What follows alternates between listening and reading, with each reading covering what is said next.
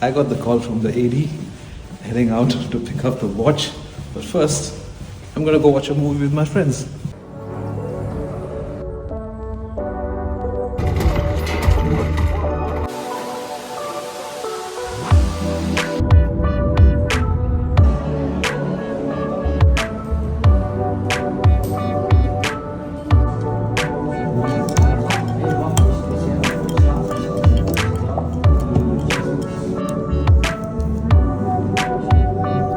Little more snuggle.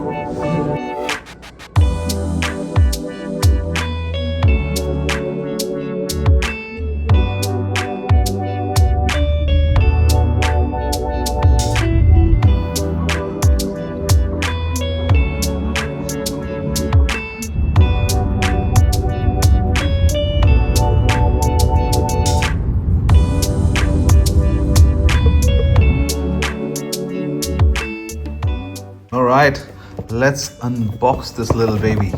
We're back home. I've changed over the angle so that you can get a better top-down look of the watch.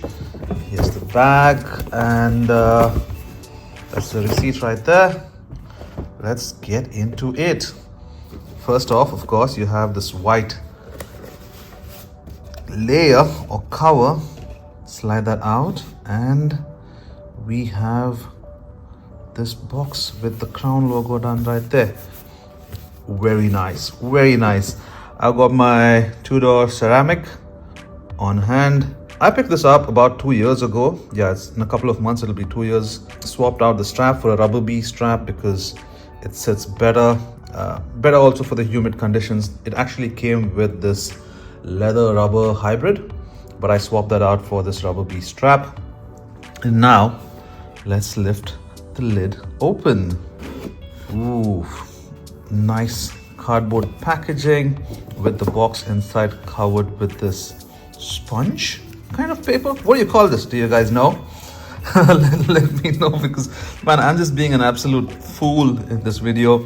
But then you have your Rolex box and the crown done right there in gold, the Rolex branding, and now for us to lift the lid. I'm gonna pull this out a little bit so there's space for the lid to lift.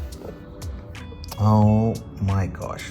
Back in the case here is the manual, the worldwide service manual, the guarantee card, which has the model number, obviously the serial number and the date of purchase, and of course the booklet done here in that.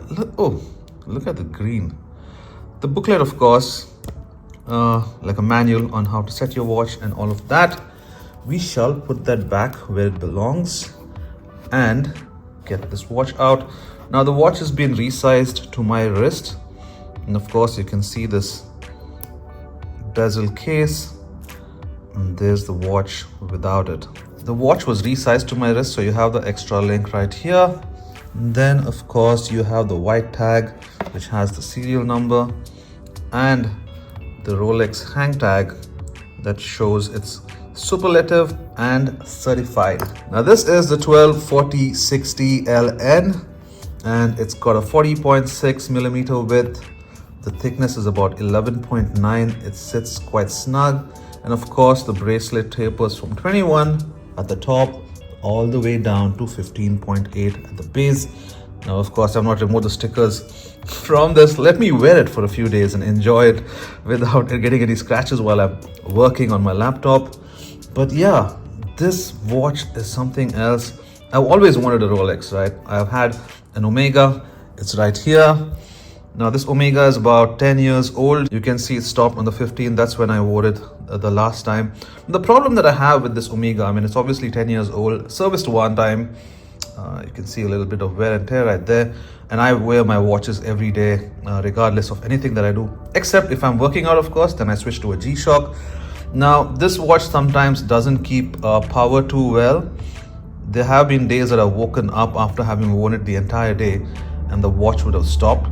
So when I put this in for service is when I got the Tudor ceramic, and this is done quite well. You know, it's got 70 hours of power reserve as against the 40 on the Omega, and this one holds up quite well. Like if I go an entire day without wearing the watch, it still is on time. So when I picked up the Submariner, I actually wanted the Submariner Date, but I mean, I'm a huge fan of the Cyclops, but the more I looked at it, I realized that the symmetry is just so beautiful when there's no date function on the watch. And that's the reason I went with the regular Submariner. Now this watch of course has 70 hours of power reserve. The numerals on the bezel, you can see it's coated in platinum. That's for better visibility. Your usual sapphire crystal on the top. I think I'm gonna smudge that just with my fingers. White gold hour markers and hands. I never knew that till I began looking into the watch, because I just wanted a regular steel sports watch, but that detail of the white gold hour markers and the hands, man, that's just something that I fell in love with when I discovered it. The watch, of course, in terms of the case, is all brushed on the top, polished on the sides, and the same thing carries over to the bracelet as well. The top, as you can see, is all brushed and the side is polished. 3 dots on the side of the crown. Now that's to signify the trip lock system that gives you the water resistance, and this is 300 meters of water resistance. In terms of the movement, it's got a 3230 caliber by Rolex, which means about -2 to +2 seconds per day. Theoretically, 70 hours of power reserve, which is what I'm a big fan of. And also it's got high magnetic resistance and shock absorption. So really a go anywhere, do anything kind of watch. All right, I'm gonna slide it off the cushion and give you some wrist shots now. Wrist shots. But yeah, that's the watch. I put it on my wrist as soon as I got it out of the store, and let me tell you, I would have probably looked at my wrist about 15 or 20 times in an hour, but I would never remember the time. I was just admiring this piece. And of course, let's do the bezel action first.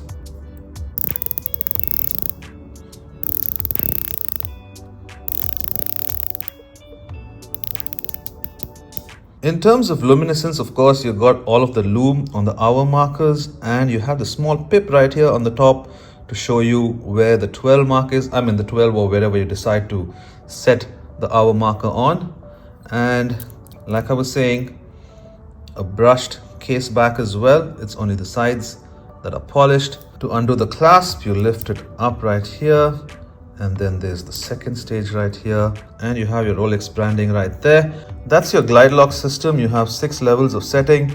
Mine is right now at 2. So essentially you just lift it up like that and you slide it to make it looser or tighter as the day goes by, if perhaps your hands swell or contract. I don't know if anybody's hands would ever contract, but you get the idea. I'm going to slide it back to the second position right here, clasp it on, and now put it on my wrist.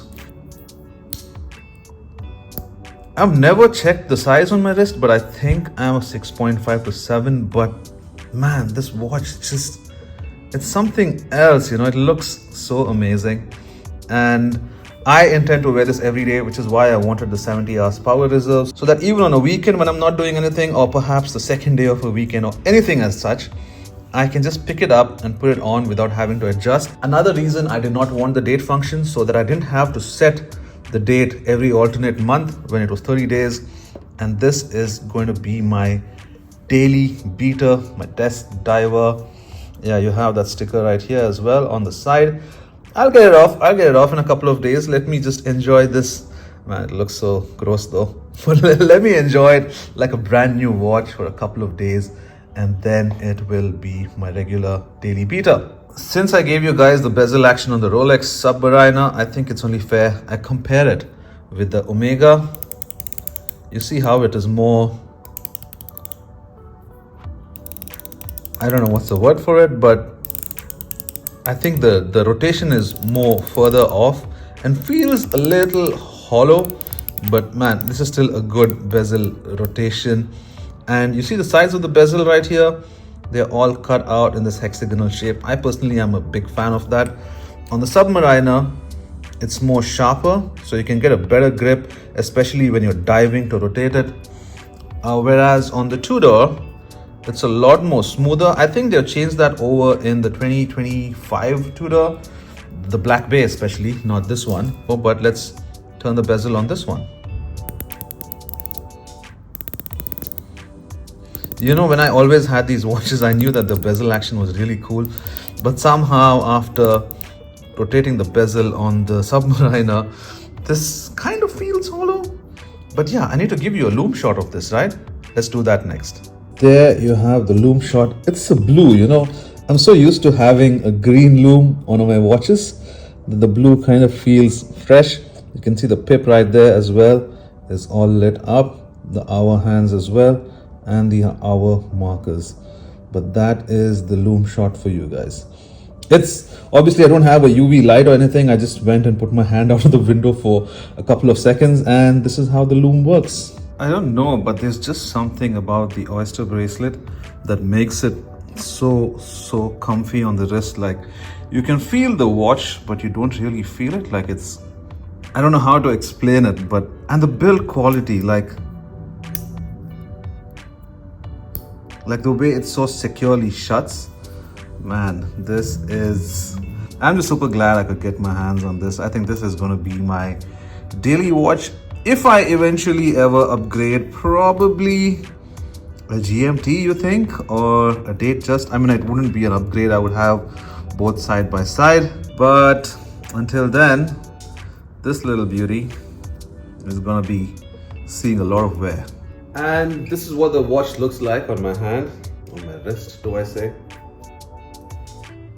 Sorry, I'm acting like a fool, but I just love how the way it looks.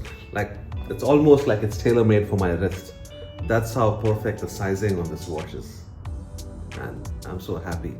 You know, at one point of time, I almost came close to picking up the Tudor Submariner because, you know, it's more or less similar looking, except that the bezel on that is aluminium, and I just love myself a good ceramic bezel. Like, this is, I think, called a Cerachrome bezel. I love how it glistens. Ah, man, beauty. Beauty on the wrist. And perhaps of all the Submariners that exist, this is the only one that doesn't have a nickname. Like, it's not a Kermit, it's not a Hulk, it's not a Bluesy. Oh man, this is just a Rolex Submariner. And that's about it for this video, you guys. You know, I really wanted to pick up the Submariner for the longest time, especially now because it's been 25 years since an accident that I was in which I almost died. And that was on the 20th of May in the year 2000. And we are in May 2025. And I thought, what better way to celebrate being alive than blowing some money? Nah, I'm just kidding. I wanted the Submariner because I think it looks just amazing on the wrist. And that's not a knock on any of the other watches that I have, but I personally think by far this is a stunner on your wrist. I know there are better watches. I know this is mainstream and this is very common. Talking about being very common, another good thing is probably that for every Submariner made, there's probably 4 or 5 Submariner Dates made. So this is a little uncommon despite being common, if I can call it that. Alright guys, thanks for watching all the way to the end. Make sure to subscribe and give this video a thumbs up if you haven't already. And I'll see you on the next one. Peace.